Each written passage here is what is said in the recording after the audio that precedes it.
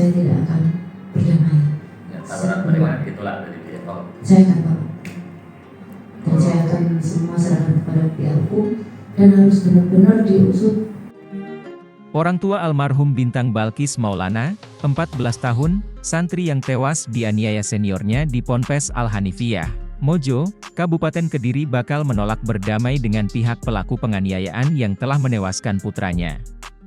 Hal itu disampaikan Suyanti dan Effendi, kedua orang tua almarhum Bintang Balkis Maulana saat bertemu awak media di Radio Andika Kediri, Senin, 4 Februari 2024. Malahan Suyanti memohon pihak-pihak lain terutama yang terlibat dalam kejahatan yang menewaskan anaknya juga ikut diusut. Diakui Suyanti, semula memang ada rencana untuk perdamaian, namun setelah melihat tayangan di media massa, dan penyataan pengacara tersangka malah menyalahgunakan anaknya yang menjadi korban.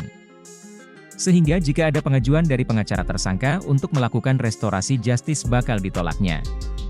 Suyanti juga berencana untuk mengunjungi Mapolres Kediri Kota untuk menanyakan perkembangan penyelidikan kasus putranya didampingi tim hukum dari Radio Andika.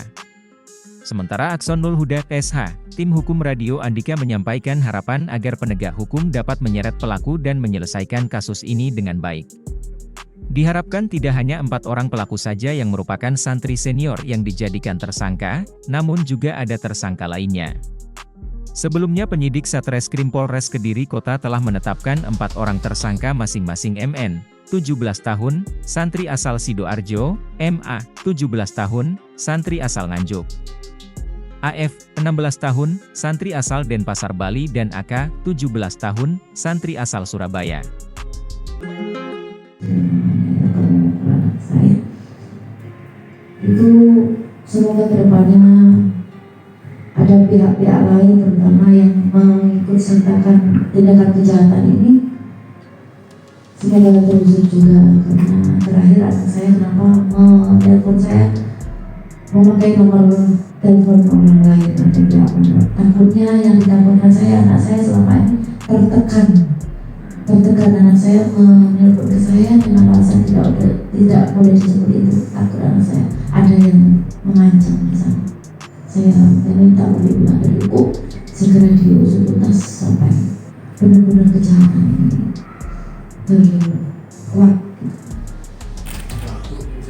Ini kan kemarin dari merencanakan perdamaian karena saya juga merasa kasihan.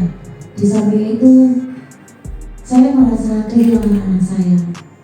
Tapi setelah saya melihat info tayangan, melihat dari media dengan pengacara tersangka, salah satu pengacara tersangka, dia intinya menyalahkan anak saya. Sedangkan anak saya sudah jadi korban, kenapa masih disalahkan? Saya sebagai ibunya merasakan sangat disayangkan sama sekali, karena sudah posisi anak saya sudah meninggal, kenapa masih saja disalahkan? Itu yang saya sayangkan. Jadi intinya saya emosi, saya unek-unek saya keluar. Tidak ada kata berdamai dalam hal ini. Segala bentuk kejahatan harus benar-benar diusut.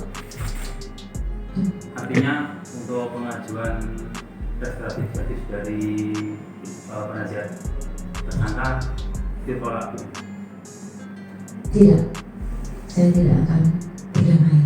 Ya, tawaran bagaimana ditolak dari pihak Pak? Saya akan tolak.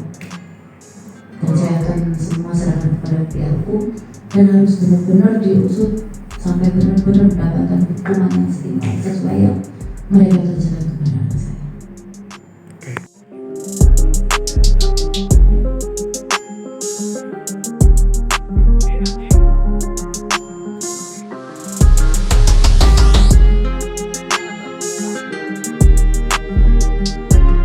Download Tribun X sekarang, menghadirkan lokal menjadi Indonesia.